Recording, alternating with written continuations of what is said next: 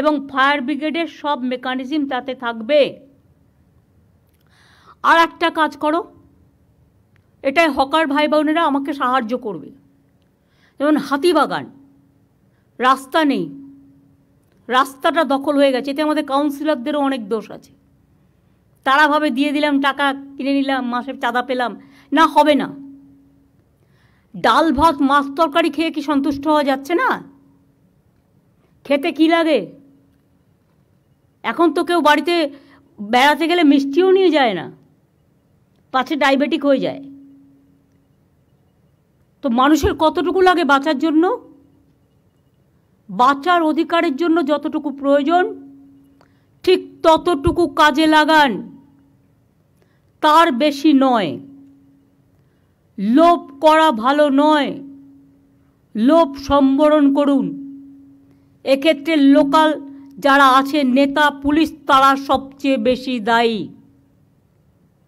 প্রথমে বসাচ্ছেন, তারপরে গিয়ে বুলডোজার দিয়ে উচ্ছেদ করতে যাবেন।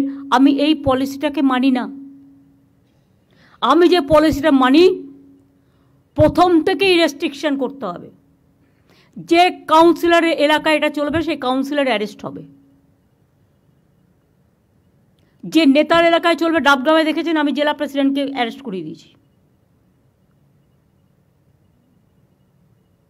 তার কারণ গভর্নমেন্টের জমি নিয়ে 2 লক্ষ 3 লক্ষ টাকায় বিক্রি করে দিলাম, ওই জমিগুলো কিন্তু মিউটেশন রেজিস্ট্রেশন পাবে না। বিবেক, প্লিজ ক্রস চেক। এবং ওখানে আরও কিছু জমি হস্তান্তর হয়েছে, এসজিডি থেকে পুরো লিস্ট নাও। গত 7 বছরে কি কি জমি হস্তান্তর হয়েছে, তার মধ্যে কতটা রিয়েলি আইনত, কতটা রিয়েলি আইনত নয়। আমাকে মলয় কালকে বলছিল, কোনো একটা পলিটিক্যাল পার্টি একটা পুকুর ভরাট করে 3 তলা বাড়ি করে নিয়েছে। বারবার পুলিশকে কমপ্লেন দেওয়া সত্ত্বেও, আসানসোল কমপ্লেন দেওয়া সত্ত্বেও তারা কিছু করেনি, কারণ বাড়িটা আরএসএসের। তুমি যদি তৃণমূলের বাড়ি ভাঙতে পারো, তা তুমি তাহলে আরএসএসের বাড়ি কেন ভাঙবে না? আর পুকুর ভরাট করেছে। ল্যান্ড রেকর্ডে কী আছে দেখে নাও। ল্যান্ড রেকর্ডে যদি পুকুর থাকে, ল্যান্ড রেকর্ডে যদি জলাশয় জমি থাকে, তাহলে সেই পুকুর ভরাট করলো কী করে? কী করে করলো? বিক্রমগড়ে তো আমি প্রায় শুনতে পাই, এই দখল করতে যাচ্ছে, এই দখল করতে যাচ্ছে। এটা কি মানে হয়ে গেছে নাকি? ছেলের হাতের মোয়া হয়ে গেছে নাকি? আর আমি একা বক করবো? প্রত্যেকটা পুলিশকে, রাজীব যখন সিপি ছিল তখন একটা ভিডিও আমরা করেছিলাম যে এর বাইরে আর বাড়বেন না।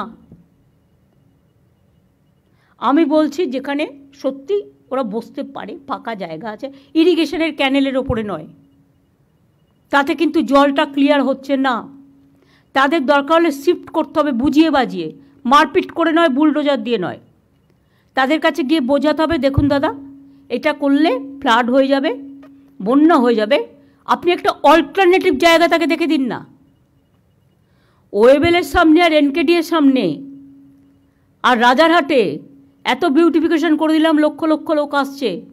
হ্যাঁ, নিশ্চয়ই আইটির ছেলেমেয়েরা খাবার দাবারের জন্য যাবে সেখানে। একটা অন্য জোন করে দিন, রাস্তার একদম অপোজিটে কেন? Is it looking good? না, এটা গুড দেখাচ্ছে না, এটা অত্যন্ত খারাপ দেখাচ্ছে। অফিস পাড়ায় দখলে মা ক্যান্টিন করে দিন না। মা ক্যান্টিন ভেন্ডারে বিক্রি করবে, চলে যাবে। বাদবাকি লোকেদের যেটা খাবার ইচ্ছে তাদের জন্য একটু দূরে পরিষ্কার জোন করে দিন। নিজেকে সার্ভে করতে হবে, চোখ দিয়ে দেখতে হবে। পুলিশ, আরবান ডিপার্টমেন্টের সেক্রেটারি বিরত 4 মাস কাজ করতে করতে করেনি বলে সব কাজ ভুলে গেছে। ইলেকশন কমিশনে গেলে তখন তো মনে পড়ে ইলেকশন কমিশনটাই তাদের সব, রাজ্য বলে কিছু নেই, পিতৃমাতৃহীন হয়ে যায়। পরিষ্কার আমি দায়িত্ব দিচ্ছি। এবং আরবান সেক্রেটারি, মিউনিসিপ্যালিটি সেক্রেটারি, দরকার হলে আরবান ডিপার্টমেন্ট প্রত্যেকটা জেলা ভিজিট করবে, করে জোন ঠিক করবে। এবং এটা ইমিডিয়েট একটা সিস্টেমও আমরা করে দেবো, সিস্টেমের মধ্যে আমরা ফেলে দেবো।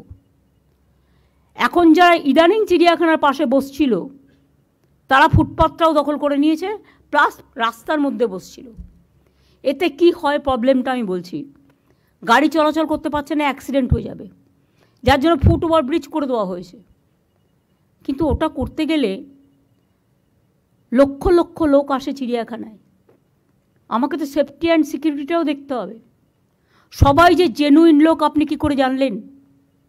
এই তো দেখলেন কিছুদিন আগে বাংলাদেশের একজন এমপি কিভাবে তাকে নিয়ে এসে খুন করলো প্ল্যান করে, খড়গপুরে গুলি চালিয়ে দিয়ে চলে গেল। পুলিশও আমি চেঞ্জ করতে পারছি না, কারণ বছরে প্রতিদিনই প্রায় ইলেকশন, সিস্টেমটাকেই ব্রেক করে দিচ্ছে। আর সরকারি জমি দখল করে বাড়ি করছে, যখনই আমরা টেক ওভার করছি চলে যাচ্ছে কোর্টে, একটা অর্ডার নিয়ে চলে আসছে, আর আমাদের পুরো প্ল্যানিংটাই নষ্ট হয়ে যাচ্ছে। কোর্টকে বোঝাতে হবে ভালো করে। আমার মনে হয় এক্ষেত্রে আমরা ব্যর্থ বোঝাতে। মলয়কে আমি বলবো এ ব্যাপারে একটা দরকার হলে সিজের সাথে একটা মিটিং করতে হবে, সেখানে বার কাউন্সিল, বার অ্যাসোসিয়েশনকে ইনভলভ করেও চন্দ্রিমাকে, ববিকে, অরূপকে ইনভলভ করে কাজটা করতে হবে, এবং সাথে মেয়র, ডেপুটি মেয়র দুজনেই যাবে।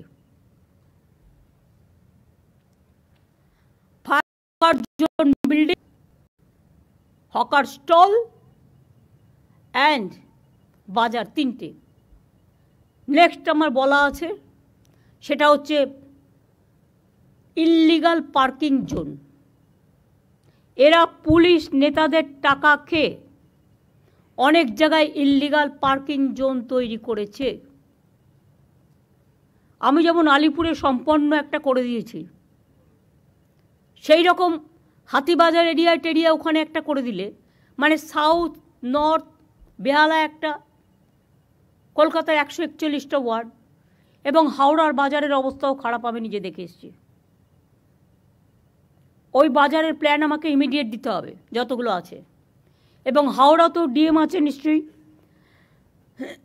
কমিশনারেট আছে, তাদের কিন্তু সিরিয়াসলি দেখতে হবে।